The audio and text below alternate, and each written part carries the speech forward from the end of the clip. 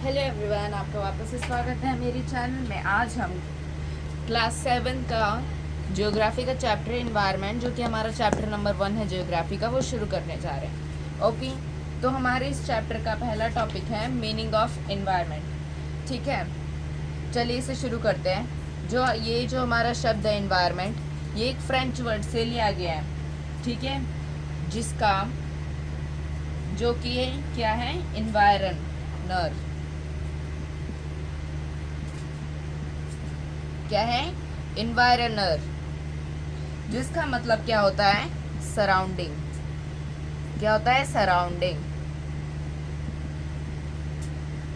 Okay, अब ये जो हमारे इन्वायरमेंट होते हैं, आखिर आखिर ये होता क्या है। ठीक है, इसका मतलब तो हमने जान लिया कि फ्रेंच वर्ड ऐसे निकला है ये इन्वायरमेंट वर्ड, जिसका मतलब होता है सराउंडिंग। ठीक है, पर आखिर ये इन्वायरमेंट है क्या। इन्वायरमेंट यानी कि सराउंडिंग आपके आसपास की चीज़ें। जैसे कि आप अपने क्लासरूम में बैठे हैं, ठीक है, क्लासरूम में आपको कौन सराउंड कर रहे हैं, आपके टीचर्स, क्लास बोर्ड, है ना, बोर्ड, ये सारी चीज़ें आपको सराउंड कर रही हैं। तो ये सारी चीज़ें आपको सराउंड करती है, वो आपकी इन्वायरमेंट कहलाती है। ओके, अब हमारे इन्वायरमेंट के कुछ कंपोनेंट्स होते हैं। ओके, हमारा ये जो शब्द है इन्वायरमेंट, इसके कुछ कंपोनेंट्स होते हैं। ठीक है, जिनकी कितने कैटेगरी होते हैं, 3 कैटेगरी होते हैं। ओके, पहला क्या है हमारा, नेचुरल इन्वायरमेंट। ठीक है, नेचुरल इन्वायरमेंट। दूसरा है हमारा ह्यूमन मेड इन्वायरमेंट।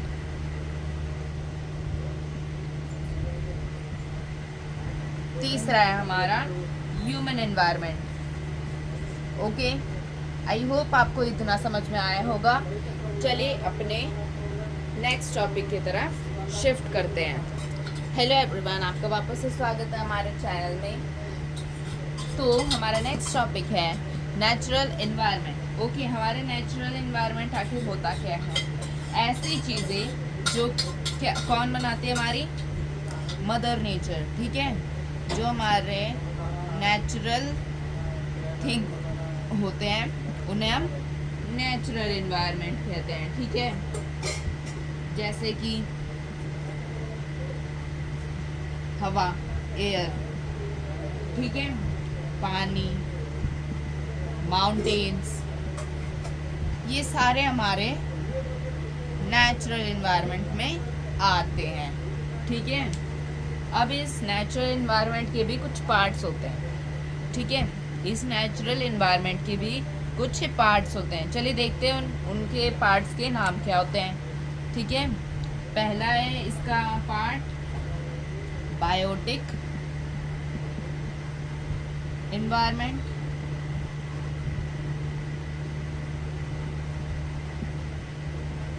और सेकंड है हमारा अबायोटिक एनवायरनमेंट।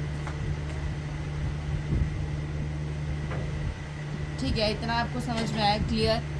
अब हम इनके बारे में स्टडी करते हैं। ओके, जो हमारा बायोटिक होता है, ठीक है, जो हमारा बायोटिक एनवायरनमेंट होता है, उसमें क्या कौन सी चीज़ें आती है, लिविंग चीज़ें आती हैं। क्या लिविंग चीज़ें, जैसे कि ट्रीज, है ना, इसमें क्या आते हैं, लिविंग चीज़ें आते हैं।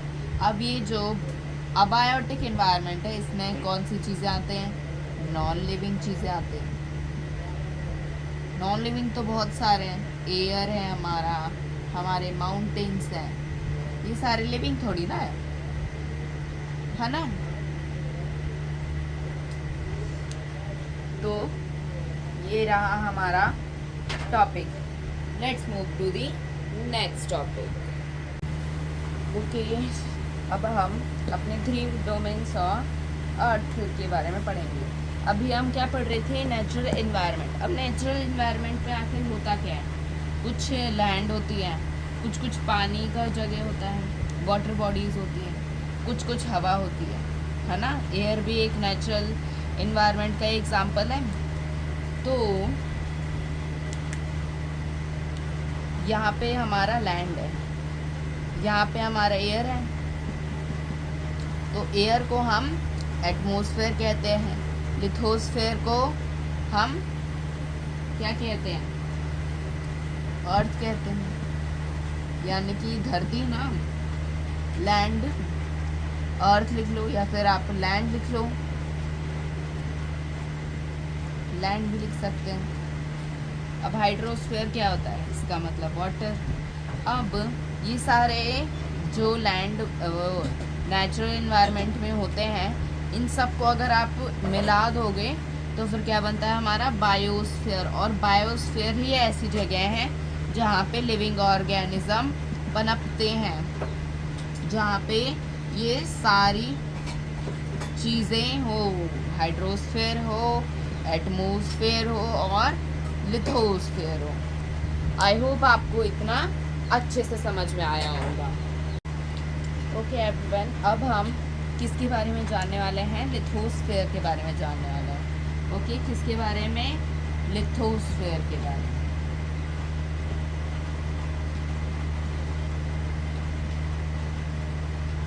ओके, लिथोस्फीयर के बारे में। अब ये लिथोस्फीयर क्या होती है, लिथोस्फीयर सबसे ज़्यादा ऊपरी और सबसे ज़्यादा ठोस लेयर होती है किसकी, हमारी अर्थ की। किसके, अर्थ की। ओके, सबसे ऊपरी और सबसे ज़्यादा सख्त लेयर, ठीक है। इसके पास इरेगुलर शेप होते हैं, ठीक है। अब कैसे, इनके पास क्या क्या होते हैं, माउंटेन्स होती है जो कि क्या करते हैं, जैसे कि ये है हमारा सी, यहाँ से हमारा लैंड शुरू हुआ। अब यहाँ पे हमारे माउंटेन भी आ गए, कुछ कुछ वैलीज भी आ गई, है ना। तो ये क्या हुआ, इरेगुलर सरफेस हुई यहाँ पे, यानी कि फ्लैट सरफेस एकदम नहीं है, यहाँ पे थोड़ी उभरी उभरी ऐसे ऊपर गई हुई फिर नीचे गई हुई सरफेसेस भी है। इतना आपको समझ में आया। तो क्या है, इसमें माउंटेन्स की वजह से और कुछ वैलीज की वजह से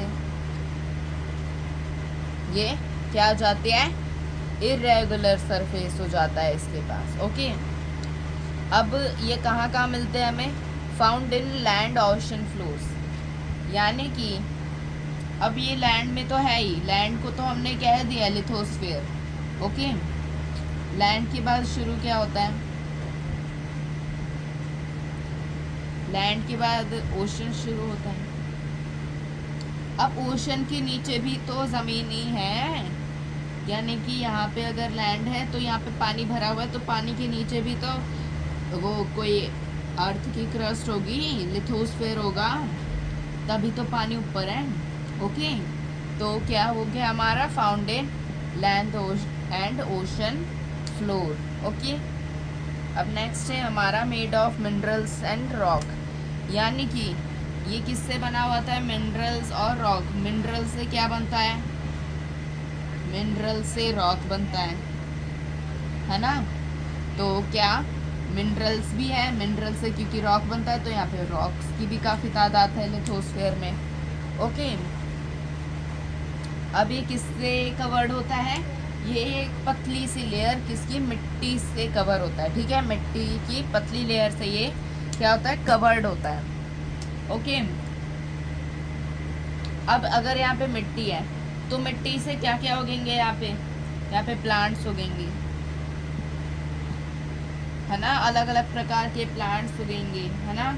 थोड़े हमें भी हेल्प मिलती है इस सॉइल से, ह्यूमंस को भी हेल्प मिलती है, गेट हेल्प, क्योंकि हम इसमें सब्जियां उगाते तभी तो हम लिविंग हैं, तभी तो हम जीते हैं। ओके, एनिमल्स को भी इनसे हेल्प मिलती है। एनिमल्स को कैसे मिलती है, एनिमल्स के वो ग्रास खाते हैं, है ना। प्लांट से इन्हें फ्रूट्स मिलते हैं। तो ये सॉइल क्या है, सबके लिए बहुत ज़्यादा हेल्पफुल है। ओके,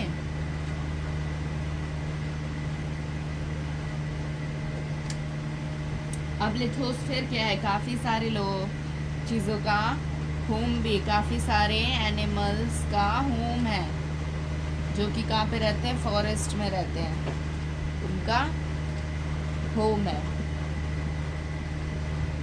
ओके,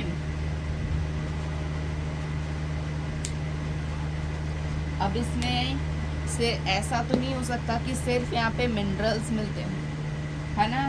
मिनरल्स के साथ और भी बहुत सारे मटेरियल्स मिलते होंगे, है ना। जैसे कि मिनरल्स तो हमें मिलते ही हैं, कोल भी मिल जाता है, एल्यूमिनियम भी मिल जाता है। आपके घरों में रखा होता है ना एल्यूमिनियम की वेसल्स, एल्यूमिनियम रखा होता है। ओके, और लीड, ये सारे रिसोर्सेस हमें मिलते हैं कहाँ से? लिथोस्फीयर से। ओके, नेक्स्ट बढ़ते हैं। अब हमने इसी वाले पॉइंट में पढ़ा था कि सॉइल हमें किस में हेल्प करता है, हमें नई नई चीज़ें, मतलब इंसान भी इस पर डिपेंडेड है, सॉइल की लेयर से, क्योंकि इस पर इंसान क्या करते हैं, अलग अलग क्रॉप्स उगाते हैं, है ना। और इसी में हम सेटल भी होते हैं, क्योंकि ये क्या है, टॉप लेयर ऑफ अर्थ है, और टॉप लेयर में कौन रहते हैं? हम सब लोग रहते हैं। ओके, चलिए नेक्स्ट टॉपिक में बढ़ते हैं। अब हम पढ़ने वाले हैं अपने एटमॉस्फेयर के बारे में। ओके, सबसे पहले हमें समझना होगा कि आखिर ये शब्द जो एटमॉस्फेयर है, ये इसका आखिर मतलब क्या है। ठीक है, ये हमारा अर्थ है, ठीक है, मान लो ये हमारा अर्थ है, ठीक है, ये हमारा अर्थ है। इससे एक ऐसी लेयर जो अर्थ को सराउंड करती हो, उसे हम एटमॉस्फेयर कहते हैं। क्या कहते हैं? एटमॉस्फेयर। ओके, अब इस एटमॉस्फेयर के बारे में हम कुछ फैक्ट्स जानते हैं, ठीक है। चलो, पहला फैक्ट क्या है? एक्सटेंड्स 1600 किलोमीटर्स, यानी कि ये हमारी जो सरफेस है, ये हमारी अर्थ की सरफेस है। ओके, इससे ये कितनी ऊंची है? ये है 1600 किलोमीटर्स ऊंची है, ठीक है। कितनी ऊंची? 1600 किलोमीटर। याद रखने वाली बात ये है कि आपको यहाँ पे 1600 ऊपर तक जाते हैं, इतना हमें पता है, पर कितने ऊपर तक जाते हैं ये आपको याद होना चाहिए। ओके, चलिए नेक्स्ट पॉइंट को देखते हैं। सराउंड्स अर्थ। ओके, अभी हमने पढ़ा कि ये जो हमारी अर्थ है, ओके, ये हमारी अर्थ है, इसको एक लेयर सराउंड करती है, ठीक है, जिसे हम एटमॉस्फेयर, मैंने आपको पहले ही बता दिया था। आखिर ये सराउंड तो कर गई, पर आखिर ये क्यों करती है ना। कौन सी ऐसी चीज़ है जो ये इसे ऐसा करने पर मजबूर करती है? तो वो कौन है? Gravitational force. क्या है? ग्रेविटेशन। जो अर्थ की ग्रेविटेशनल फोर्स है, ये एटमॉस्फेयर को भी अट्रैक्ट करती है, ठीक है, जिससे ये हमारे अर्थ को छोड़ नहीं पाता। ओके, चलिए नेक्स्ट पॉइंट को देखते हैं। अब जो हमारी अर्थ है, वहाँ पे बहुत, जो हमारी अर्थ का एटमॉस्फेयर है, वहाँ पे बहुत सारी वेरियस गैसेस मिलती होगी, है ना। अब वो गैसेस क्या है? कुछ लाइफ गिविंग गैसेस है, जैसे कि ऑक्सीजन एंड कार्बन डाइऑक्साइड। कैसे? कार्बन डाइऑक्साइड, क्योंकि कार्बन डाइऑक्साइड भी तो एक लाइफ गिविंग है। किसको? प्लांट को। प्लांट भी तो ऑक्सीजन की जगह क्या इनहेल करते हैं? Carbon dioxide. अगर कार्बन डाइऑक्साइड खत्म हो जाएगा तो प्लांट्स क्या हो जाएंगे? डेड हो जाएंगे। ओके, जैसे हम ऑक्सीजन हमारे लिए, वैसे ही प्लांट्स के लिए कार्बन डाइऑक्साइड है। कुछ और गैसेस हैं, उनके नाम पे भी जान लेते हैं। और कुछ गैसेस के नाम क्या हैं? नाइट्रोजन, ये भी हमारे अर्थ में है। कार्बन डाइऑक्साइड, ये तो हमने पढ़ ही लिया।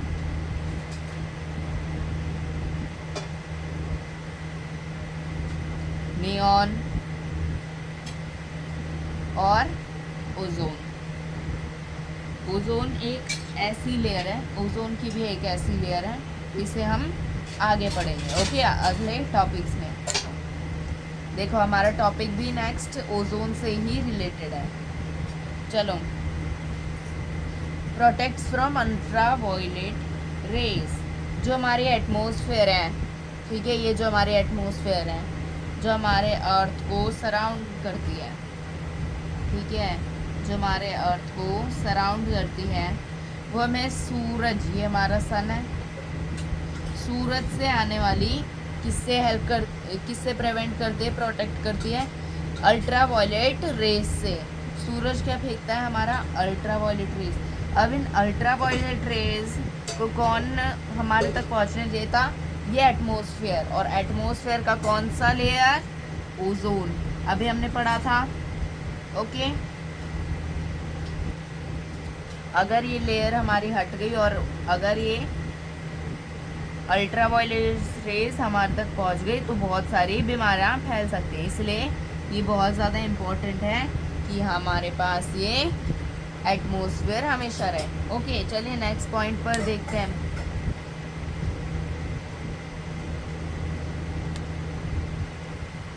अब ये जो एटमॉस्फेयर है, अगर इन एटमॉस्फेयर में कुछ चेंजेस होगा, ठीक है, ये जो एटमॉस्फेयर है इसमें अगर कोई चेंजेस होगा, ठीक है, तो इसमें भी और भी चीज़ों में ये चेंजेस हो जाएगा, ठीक है, जैसे कि वेदर में चेंज हो जाएगा।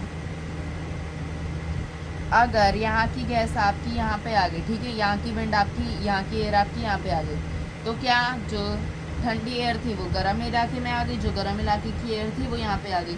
क्या हुआ, वेदर चेंज हुआ, वेदर हॉट से कोल्ड हुआ कहीं पे, ठीक है, हॉट से क्या हुआ, कोल्ड हुआ, कहीं पे कोल्ड से हॉट हुआ। ओके,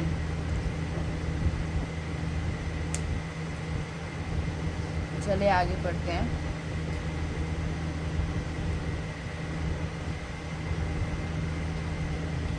ओके, अब ये हमें बहुत सारी ऐसी चीज़ों से, ये एक बिग कंडीशनर की तरह काम करता है। किसकी तरह, बिग कंडीशनर की तरह, ठीक है, बिग कंडीशनर यानी कि एक बहुत बड़ा एसी की तरह काम करता है। जैसे कि यह हमें एक्सेसिव हीट से बचाता है या फिर एक्सेसिव कोल्ड से बचाता है, ठीक है। अगर हमारी अर्थ में ज़्यादा हीट हो तो फिर ये हमें उससे बचाता है। अगर हमारे अर्थ में ज़्यादा कोल्ड हो, ठीक है, ठंडक हो, तो ये हमें उससे भी बचाता है। ओके, चलिए हमारे नेक्स्ट टॉपिक पर शिफ्ट करते हैं। ओके, नेक्स्ट टॉपिक है हमारा हाइड्रोस्फीयर, ठीक है, हाइड्रोस्फीयर। अब सबसे पहले हमें ये जानना होगा हाइड्रोस्फीयर आखिर होता क्या होता है। हर एक वाटर बॉडी को हम क्या कहते हैं, हाइड्रोस्फीयर। इनके एग्जांपल्स देख लेते हैं, जैसे कि सी, ये भी एक वाटर बॉडी है, ओशन, ये भी एक वाटर बॉडी है, रिवर, यहाँ पे भी पानी है तो ये वाटर बॉडी है, और लेक्स, ये है हमारे कुछ एग्जाम्पल किसके, वाटर बॉडीज, किसके, हाइड्रोस्फीयर के, ठीक है। अब इनके बारे में कुछ इंटरेस्टिंग से फैक्ट्स या फिर पॉइंट्स जानते हैं। ओके, तो सबसे पहला पॉइंट है हमारा कि जो हमारी लाइफ है, ठीक है, अगर पानी नहीं होगा तो फिर क्या हमारी लाइफ भी पॉसिबल नहीं होगी। क्या होगी, नहीं होगी। अगर लाइफ में पानी ना मिले हमें तो हमारी जो लाइफ है वो पॉसिबल नहीं होगी, ठीक है। अब हमारे अर्थ की, ये हमारे अर्थ का सरफेस है, तो इसमें जो 70%, आधे से भी ज़्यादा जो हमारी अर्थ सरफेस है वो किससे कवर्ड है, वाटर से कवर्ड है। किससे, वाटर से। कितने परसेंट कवर्ड है, 71% अर्थ सरफेस का। ओके, चलिए नेक्स्ट में बढ़ते हैं।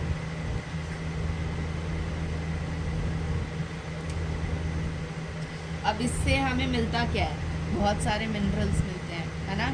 सीज में मिनरल्स होते हैं, रॉक्स सीज में भी होते होंगे ना, समुद्रों में भी वो रॉक्स होते होंगे, और सी फूड भी मिलता है।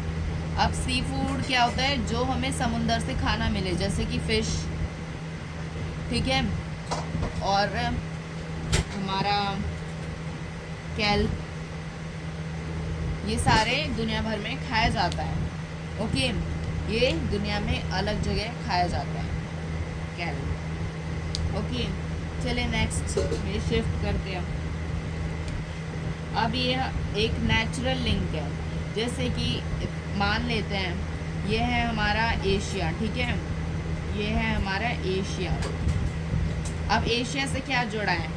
यूरोप जुड़ा है। अब ऐसा तो है नहीं कि एशिया से यूएसए का कॉन्टिनेंट नॉर्थ अमेरिका जुड़ा है ना? नॉर्थ अमेरिका तो नहीं जुड़ा है। तो अब आखिर इन दोनों के बीच में कौन होगा? ठीक है, तो इन सब के बीच में इनको जो कनेक्ट करेगा वो है ओशन। सबको पता है, सिंपल सी चीज़ है। ओके, चलिए नेक्स्ट में शिफ्ट करते हैं। जो हमारा ओशन है, ठीक है, ओशन को ही हमारा मेन कंपोनेंट किसका कहा गया है? हाइड्रोस्फीयर का कहा गया है ना? सहमति है? अब मान लो हमें माउंट एवरेस्ट की ऊंचाई जाननी है, तो हम उसके तल से नहीं जांचेंगे, हम समुंदर के ओशन फ्लोर से नापेंगे। किससे?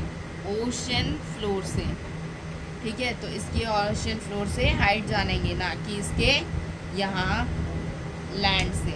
ओके, नेक्स्ट जानते हैं। अब कहीं से भी हमें कहीं पे भी जाना हो, ठीक है, जैसे कि हमें एशिया से अमेरिका जाना है, ठीक है, तो पुराने ज़माने में क्या किया जाता था, अभी भी किया जाता है कि हम यहाँ पे शिप के माध्यम से भी जा सकते हैं। तो क्या हुआ, जो हमारा ओशन है वो हमारे एक मीन्स ऑफ ट्रांसपोर्टेशन भी हो गया, ठीक है। क्या? Means of transportation. क्या हो गया? Means of transportation.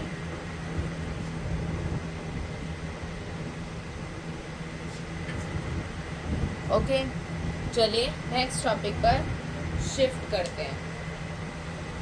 Okay, next हम अब पढ़ने वाले हैं बायोस्फीयर। ओके, बायोस्फीयर के बारे में हम पढ़ने वाले हैं। अब बायोस्फीयर को कौन सराउंड करता है? हाइड्रोस्फीयर, लिथोस्फीयर और एटमॉस्फेयर, है ना? यही तीन चीज़ें हमारे बायोस्फीयर को सराउंड करते हैं, है ना? तो बायोस्फीयर एक ऐसी जगह है जहाँ पे ये सारे क्या करते हैं? इंटरेक्ट करते हैं, ठीक है, या ये सारे मिलते हैं। जैसे कि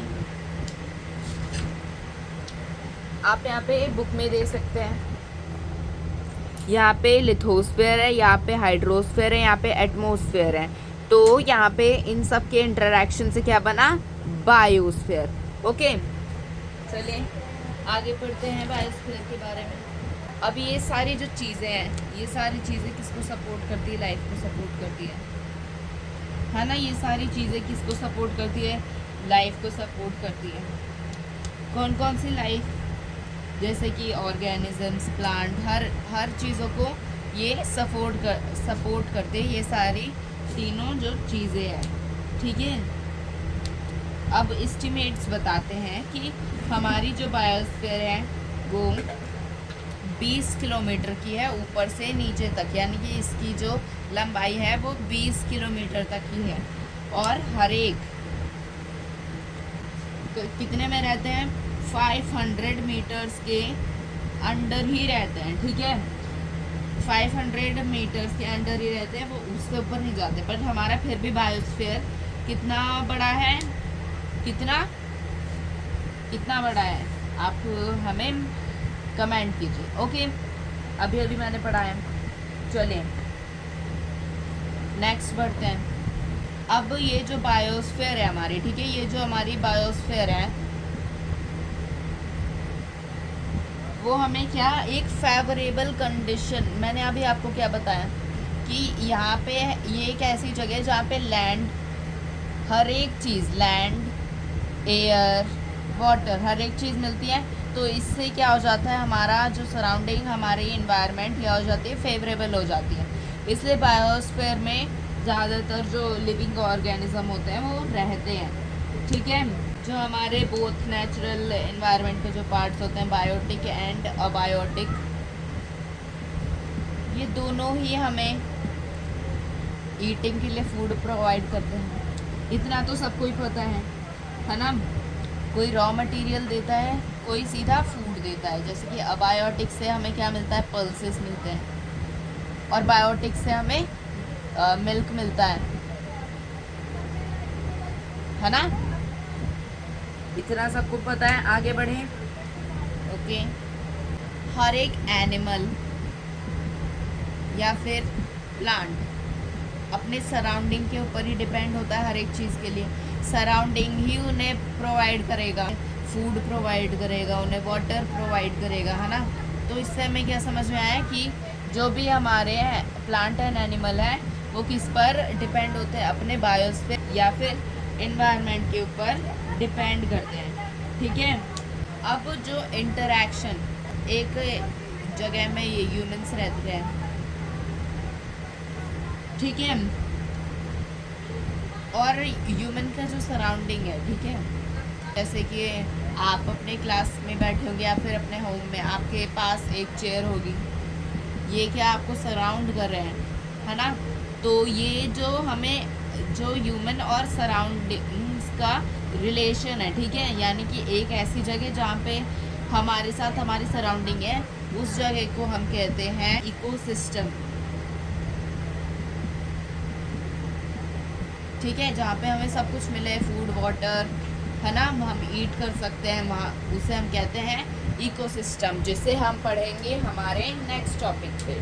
ओके, हमारा नेक्स्ट टॉपिक है इकोसिस्टम। अब हम सबसे पहले ये देखेंगे कि इकोसिस्टम होता क्या है। ठीक है, ये समझना आपको बहुत ज़्यादा इम्पोर्टेंट है। जैसे कि हम एक कैरेक्टर मान लेते हैं राजू और राम, ये मिल रहे हैं, ठीक है, ये एक दूसरे के साथ मिल रहे हैं। कहाँ पे, ये पार्क में, ये सारी चीज़ें पार्क में हो रही हैं। तो ठीक है, इसका मतलब है राजू या फिर राम एक इकोसिस्टम में है। इकोसिस्टम का मतलब ही क्या होता है, ये हमारे स्पीशीज़ के एक से ज़्यादा मेंबर्स हो और हमारी सराउंडिंग हो। तो इन राजू के साथ कौन है, राम है, और इसे कौन सराउंड कर रहा है, पार्क कर रहा है। तो ये क्या हो जाएगा, एक इकोसिस्टम। अब हमारे जो इकोसिस्टम है वो दो तरीके का होता है, एक होता है नेचुरल, एक होता है आर्टिफिशियल। नेचुरल का में क्या होता है, नेचर उसे, नेचुरल का में क्या होता है, नेचर उसे खुद बताता है ना, नेचर बनाता है। आर्टिफिशियल में क्या होता है, ह्यूमंस उसे बनाते हैं। ओके, अब इसका एक एग्जांपल ये है, देखो कैसे, फिश है। अब अगर एक्वेरियम है तो उसमें एक फ़िश तो नहीं होगी, उसमें दो फिश या उससे भी ज़्यादा होगी। तो ठीक है, यहाँ पे एक और फिश क्या कर दिए, यहाँ पे हम थोड़े से सॉइल डाल देंगे, है ना।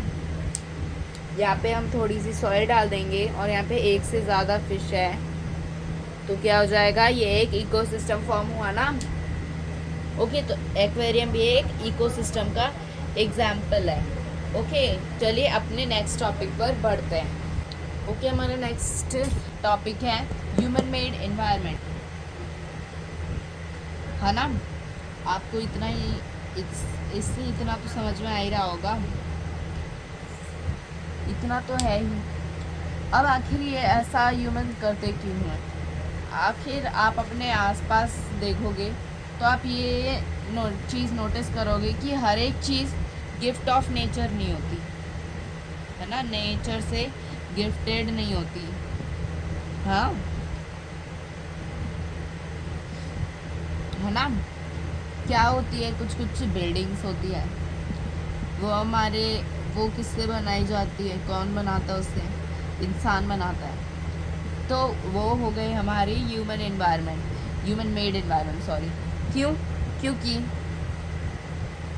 हमें अपनी नीड्स को फुलफ़िल करनी होती है ना। हम ऐसे रोड में तो नहीं रह सकते, हमें एक शेल्टर तो चाहिए, हम अपनी नीड है, ये हमारी नीड है ना, शेल्टर। इसलिए हम ये बिल्डिंग्स बनाया करते हैं। ओके, चलिए नेक्स्ट टॉपिक पर शिफ्ट करते हैं। हमारा नेक्स्ट टॉपिक है humans with environment. Okay, also ये हमारा लास्ट टॉपिक भी है। ह्यूमंस क्या करते हैं, अपने जो सराउंडिंग्स होते हैं, ठीक है, सराउंडिंग यानी कि एनवायरनमेंट को, सराउंडिंग्स को मॉडिफाई करते हैं, है ना, अपनी सराउंडिंग्स को मॉडिफाई करते हैं। अब ये सारी कुछ डिकेड से, ठीक है, ये सारी जो चीज़ें हैं, मॉडिफिकेशन ऑफ नेचर, एनवायरनमेंट, है ना, ये कुछ ज़्यादा ही बढ़ गए ड्यू टू किसकी वजह से, इकोनॉमिकल